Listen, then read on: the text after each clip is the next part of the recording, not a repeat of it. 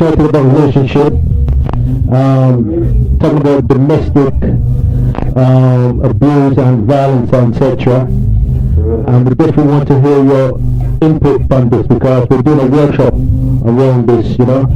So we want to go straight to the chase. We don't have time to really go into your business now because I know you have a big profile around the globe, and it's not about an honor to have you join us on this line here, you know.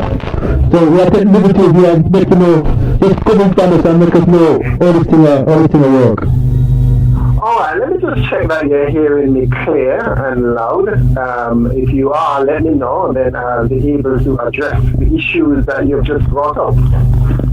Yes, we're hearing you loud and clear, man. Very good, very good. Let me start from the inception by stating that many of us get into relationships because we need or we have certain needs, emotional needs. A lot of people could understand clearly that we have physical needs. So people are clear that the fact that our bodies need food, we need air, we need water.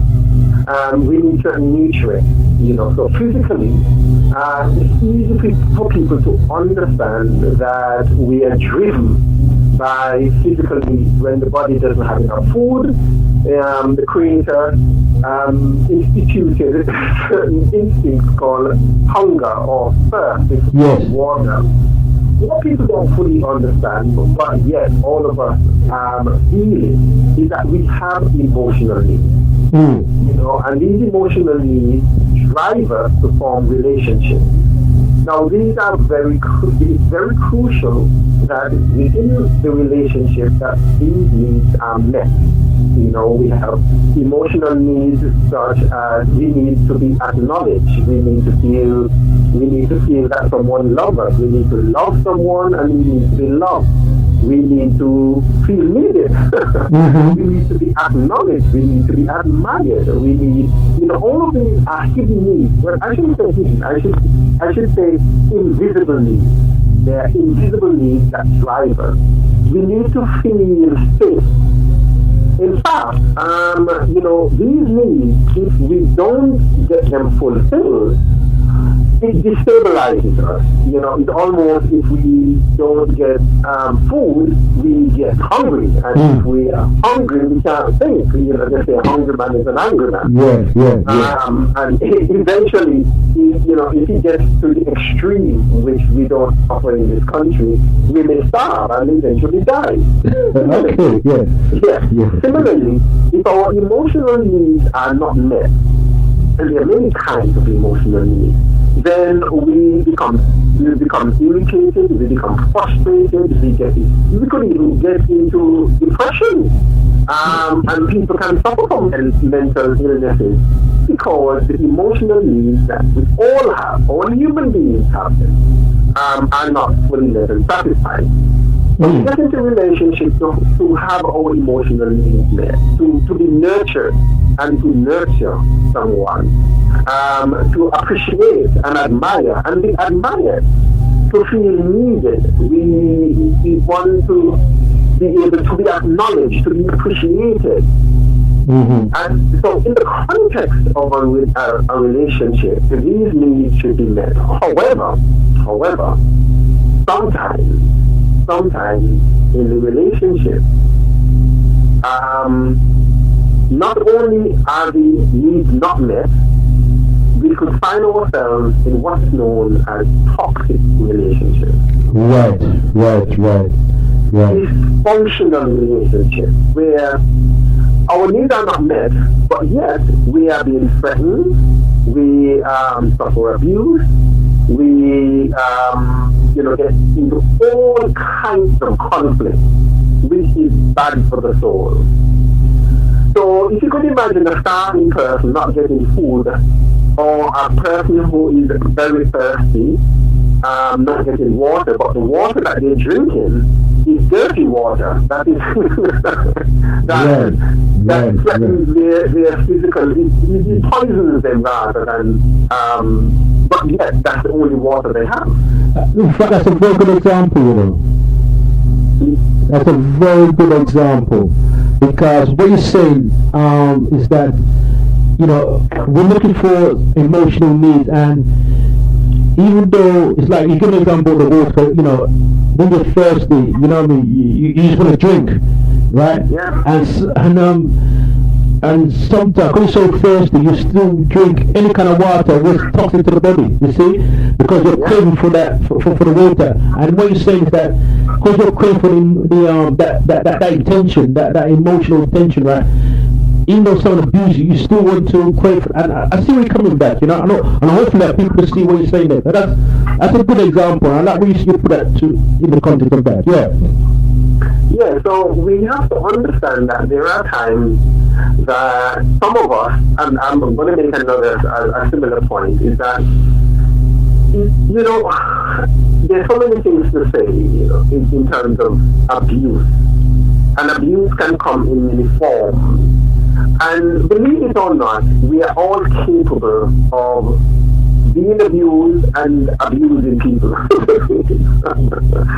The problem is when the abuse becomes intentional and when it is sustained over a long period of time, then that is very, very detrimental, both emotionally, psychologically, and physically to people.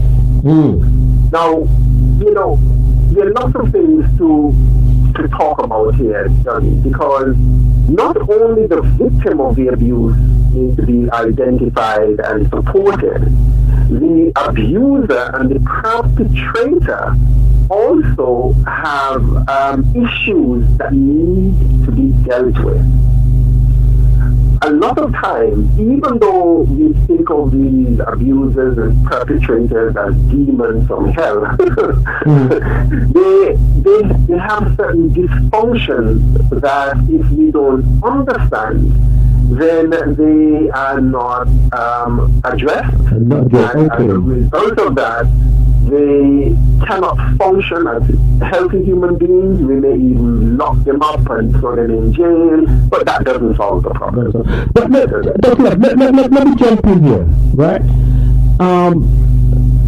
And it's a fact that those who've been abused, right, and when they leave that the non-relationship, right, they tend to attract another abuser, someone will abuse them, and there's a pattern there. And I want to get your thoughts on that, you know? Okay. I have a theory about that. Yes. It's just a theory, a suggestion that I would like to posit here, is that all of us, you know, if you think about our childhood and the way we grew up, remember I spoke about emotional needs.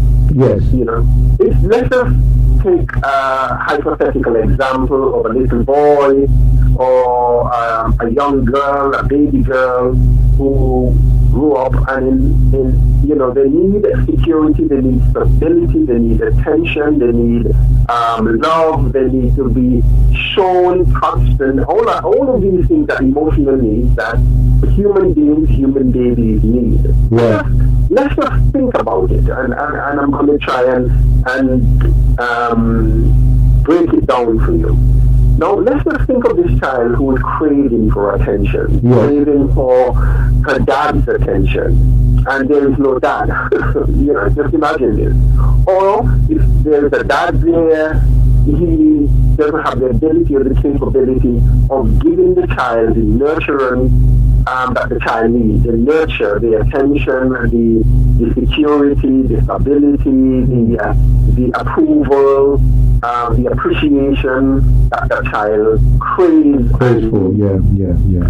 Which means that child will be starved of those emotional needs. Okay. And that child will grow up into a teenager, a young lady, and come into adulthood with those needs. They're hidden. Now you may look at the young lady and she looks beautiful, she is a wonderful, attractive young lady, but what you don't see is what I call the invisible disability. I'm using all kinds of terms here. Excuse me, Dougie. Yeah, no problem. So deep within the soul of that person is the craving, the desire to be accepted by her dad, right, from childhood, to be given attention by her dad, or sometimes the mom, or to be appreciated. And then she comes into adulthood. She's a beautiful, well-balanced, attractive young woman.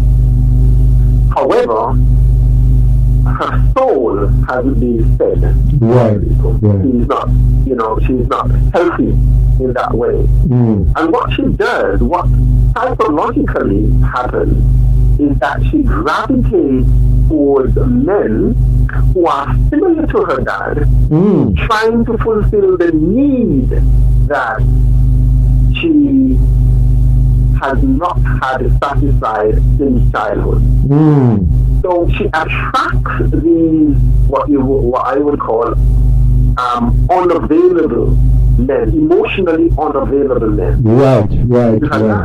In her desire and attempt to satisfy what she didn't get in childhood. And all of this is happening subconsciously. She might have even decided that she would never ever marry a man like her dad. But guess what? She ends up with a man similar to her dad. Because all of this is transpiring on a subconscious level.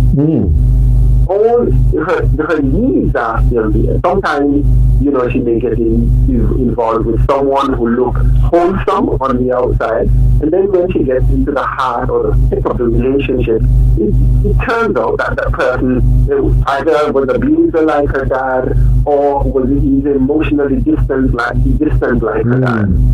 And so she goes through the cycle of trying to get her emotional needs met by coupling up, attracting, getting in relationships with people who have the same qualities that her dad has. Like evolving cycle.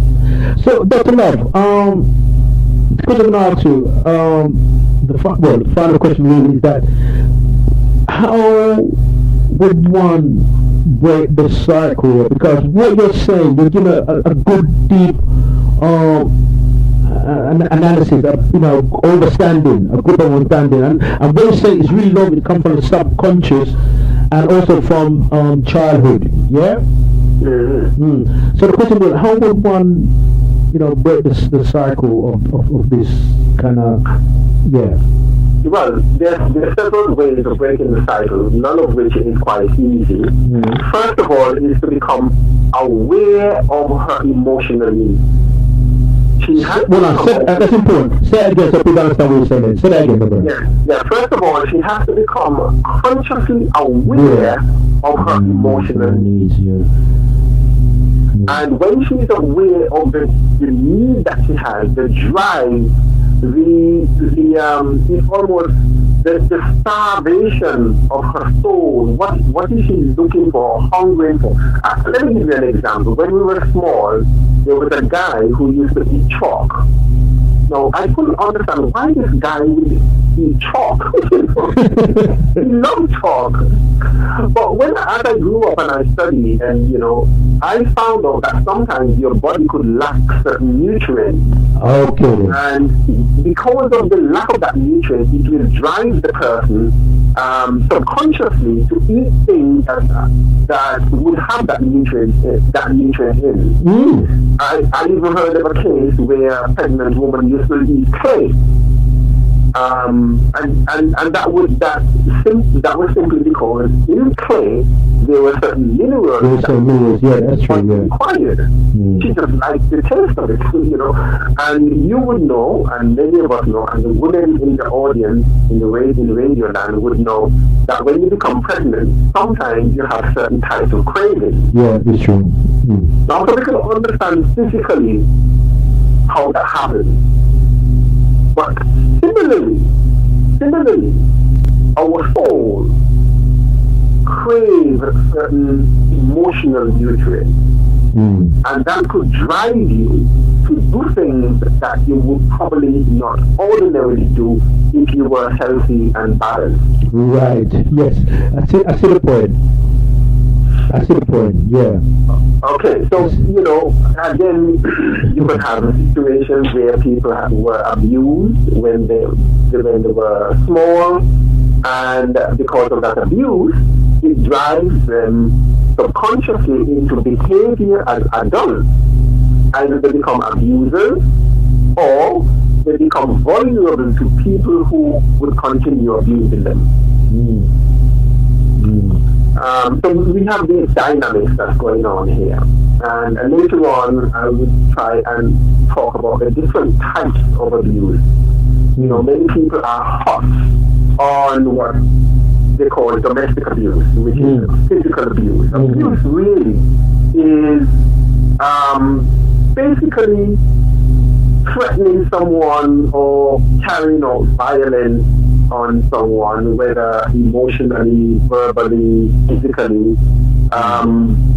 over an extended period of time, particularly. Right. Because, Doctor, I want to jump in there because one of the things we've been discussing also about those who in a relationship who have been manipulated, I wonder if bring to the mix because in your work in terms of counseling couples, do you get people talking about how to be manipulated in certain relationship? Manipulation. I want to talk about manipulation in a little while, but if you would permit me, I want to just finish the issue of abuse. Yeah, that's right, because that was two different kind of abuse you talked about, yeah? Manipulation is a type of abuse, but it's a slightly different type of abuse. Different abuse, yeah. Because you were talking about different kind of abuse. Yeah, continue. Yeah, that's right, yeah. Okay, we hear a lot about what is known as domestic violence. Yes. And particularly, mostly men have been cited as perpetrators in this act of violence. Yeah. They say that women could be equally violent. In fact, in many cases, I've had one couple of guys who tell me when I'm, dealing with their issues, to inform the ladies not to hit them. Women can get very frustrated at times and attack. And I remember reading this African writer, I can't remember his name, but he's quite a hilarious writer, who said that he was in his apartment, and as he lived in his apartment, upstairs he would often hear the husband and wife fighting. And many times he would hear the woman screaming at the top of her voice. And one day he just got fed up of it, and he decided that he was going to intervene. He went upstairs to the door and it was locked. But yet the woman who was inside screaming down the place. So he went back into his room and climbed up the balcony, upstairs, only to see an amazing sight. That the woman was giving the man a run of him and yet screaming for help. But that is just to say that women could actually, there are cases where men don't come out to say that they're being abused. By their wives because of embarrassment and all the associated things that go along with it.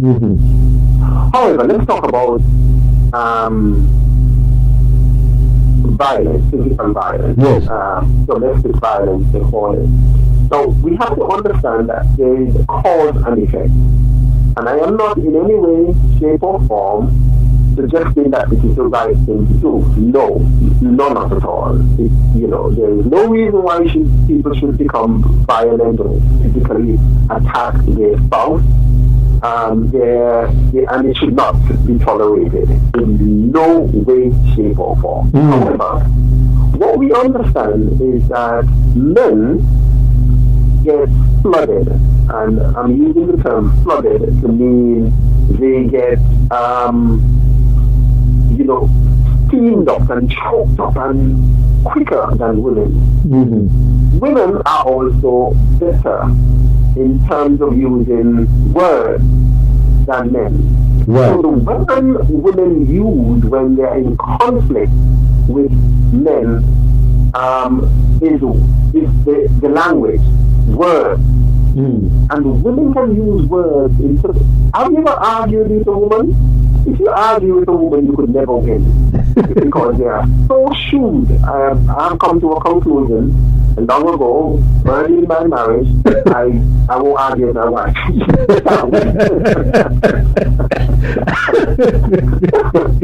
Not only that, they are capable of using words that would slice the flesh off your bone without the blood. They can use words that could emasculate you. Now, what we know, those of us who are in this line who study these things, is that what happens is they're testing this. Research has shown that long before the woman even knows or realizes that the man's blood pressure and heartbeat flies up through the roof, up to 100, and he's just feeling, it's just that you can't see the steam coming out of his ear because he's flooded. We use the term flooded. And instinctively, there are two ways men react. Men either shut down and walk away from the situation, or sometimes they instinctively, by reflex, strike out using their hands and the brute force and strength that they have. Why?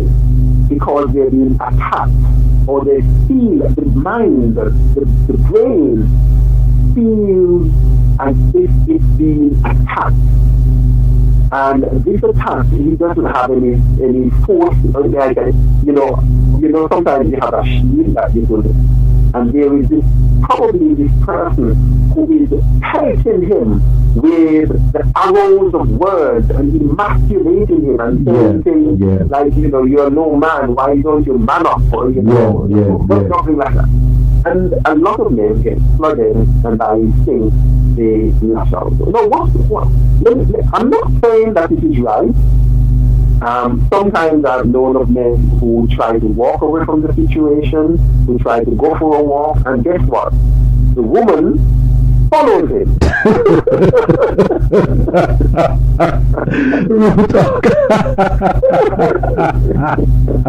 He's trying to get away. There are some men, they just simply shut down. Lock right down. And it angers the woman even more because he's not getting a response. But love, put a pin in because love, just 1 second, because I'm glad you mentioned that, because that's why we need this kind of conversation here, because what you say is absolutely true, because I've seen it happen with my bedroom, you know what I mean, right? Where he's in some arms race, so to speak, right? And so look here, I'm not going to move from, we will follow him, and not bring it for one, you know what I mean? Because so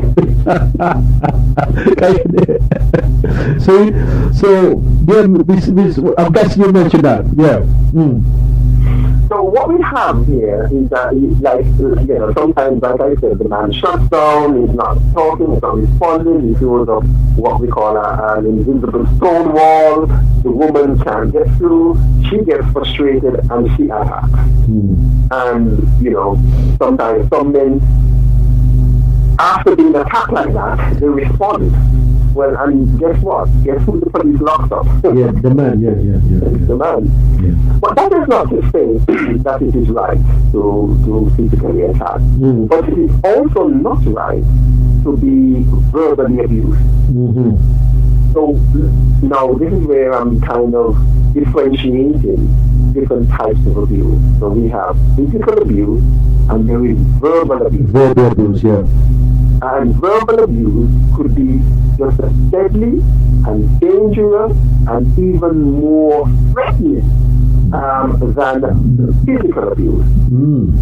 You know, you could be emasculated. Men do it too. Men do it too. You know, your soul could be destroyed. People could say things that would totally shatter you. Because also, what's I want to bring in, because especially people like it in public, where the woman can embarrass you in public or say very insulting things in front. And like I said, that can emasculate the man. You know, sometimes you feel embarrassed and he gets shut down. So yes, to be humiliated. So men do it too. You know, it's not just women. Yeah, I'm not saying, but I mean, I'm just flipping it wrong. Yeah, and as well as men as well. Yeah. Yeah, the women are sometimes a lot more adept at using words than men. Yeah. And so there are also some other subtle forms of abuse that you need to be careful of. And it happens in relationships, but a lot of people, you know, you can't tell people about it. There's no law about it. You know, and it is what I call, when you're in a relationship, remember, a relationship is to feed and nurture you. Yes. You want people to acknowledge and